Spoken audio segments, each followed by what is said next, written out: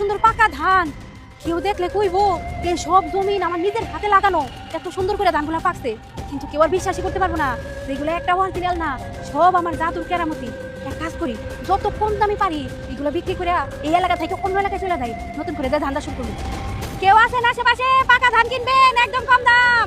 এবার কিন্তু ধানের ব্যবসা আমগরি করতে দিব। আব্বাই গেছে সৌদি আরব করতে, ব্যবসাটা দুই বাইরে দেখতে দিব। ভালো দেখে ধান কিনতে দিব, এই আউল ফল ধান কিনা দেবো না। ও ঠিকই কইছস, এর আগের বারের কথা মনে নাই কি মাইট টেনে খাইছি। এবার যদি আবার উল্টা পাল্টা কিছু হয় একবারে আস্ত রাখবো না দুই ভাই। না না, এবারে এমন কোনো ধান লাগবে না, পাক না কষ্ট ধান কিনবো, কোনো সমস্যা নেই। কেউ কিনবেন পাকা ধান, অনেক কম দামে বিক্রি করতেছি। কেউ কিনবেন পাকা ধান। কি রে, তুমি কি ধান বেচো নাকি? তাই তো মনে হইতাছে। চল তাহলে গিয়ে দিই কেমন ধান দিকে, দেখে তো সমস্যা নাই। আচ্ছা ঠিক আছে, চল দি। চল। কম দামে ধান কিনতে চাইলে এদিকে চলে আসেন, একদম সস্তা সস্তা পাকা পাকা ধান। আসসালামু আলাইকুম আপা, ভালো আছেন? হ্যাঁ ভালো আছি। আপনারা কার, আপনাকে তো চিনলাম না। আপা আমরা হচ্ছে গিয়ে ধানের ব্যবসা করি, আর আমি কিছু ধান লাগবো, এই ধানের নিয়ে ঘুরতেছিলাম গ্রামে। আপনি ধান বেচতেছেন, ডাক্তারছেন ধান বেচার লিগা, এলি গাইলাম। ও বুঝছি, ধানের ব্যবসা করেন, ব্যাপারী আপনারা।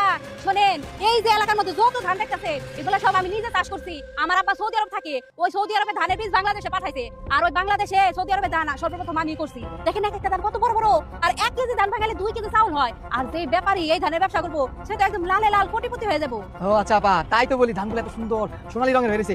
আমার আব্বা সৌদি আরব গেছে এবার হজ করতে, আবার কম হতে ধানের বীজটা নিয়ে যেতে। তা এনে কতটুকু ধান আছে? এনে ধান তো বেশি হবো না, 150 মনের মতো হবো। আপনার আব্বা যদি সৌদি আরব থেকে এই ধানের বীজ নিয়ে আসে তাহলে তো আর আপনার ঘরে কেউ ঠেকাইতেই পারবো না। পুরা বাংলাদেশে আপনার ঘরে বেশি কোটিপতি কেউই থাকবো না। 150 মন ধান হইবে না? ও আর বেশিও হইতে পারে, আমি তো আইডিয়ার উপর কয়ে দিলাম। কাপা কত করে মন, আপনার কত দিয়া লাগবে? কত করে মন? মন হিসাব করলে তো অনেক টাকা হয়ে যাবো, 70,000 টাকা মন। শোনেন, সবগুলা ধান মিলায়া আপনারা আমাকে 10,000 কোটি টাকা দিয়ে দিন। কি কোন আপা, 10,000 কোটি টাকা এত টাকা ধান কিনো? হাই হাই রে, কি যে ভুল করতেছেন আপনারা। যদি এই ধানগুলো না কিনে চলে যান, আপনার কাছে বড় লস মনে হয় না কেউ করবো? সৌদি আরবের ধান, এই ধান যে একবার কিনবো সেই মনে করেন লাভবান হয়ে যাবে। না কিনলে নাই, আমরা তো জোর করবো না। জান জান, আমি আবার কারণে না না আপা, আপা দাঁড়ান, আমরা তো ধানের ব্যবসা করি, আমার বাপই করে সবসময়, আমরা তো তেমন করি না। এবার আমরা করতে আছি, এই ধান নিয়ে যদি আমরা লাভবান হই এরপরে এবার আপনি নিন, সমস্যা নাই। আচ্ছা ঠিক আছে, আবার এই যে বিকাশ টাকা পাঠা দিই। হ্যাঁ হ্যাঁ, এটাই ভালো হয়। আমার অ্যাকাউন্টে টাকা যাবে, সোজা সোজা কোনো ঝামেলা নাই। এই নেন, পাঠা দেন। সেন্ড মানি না আপা? হ্যাঁ হ্যাঁ, সেন্ড মানি করে সেন্ড মানি দিন। করে দিন। খরচ দিন কিন্তু। দিছেন দিছেন। 12 কোটি টাকা গেছে গা। হ্যাঁ ভালো হয়েছে। আচ্ছা ঠিক আছে, তাহলে ধানগুলো নিয়ে যাওয়ার ব্যবস্থা করেন, বুঝছেন? শুনেন, কেজি হিসাবে কিন্তু ধান বিক্রি করবেন, অনেক টাকা বেশি লাভ হবে। আচ্ছা আচ্ছা ঠিক আছে আপা, ভালো থাকেন। আপনার লাগে আমার ভালোই লাগলো। হ্যাঁ রিমন, ধান কো? হ্যাঁ এখন তো ধান ছিল, ধান গেল।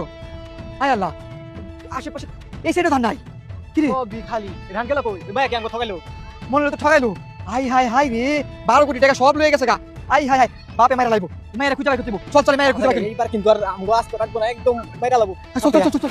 এই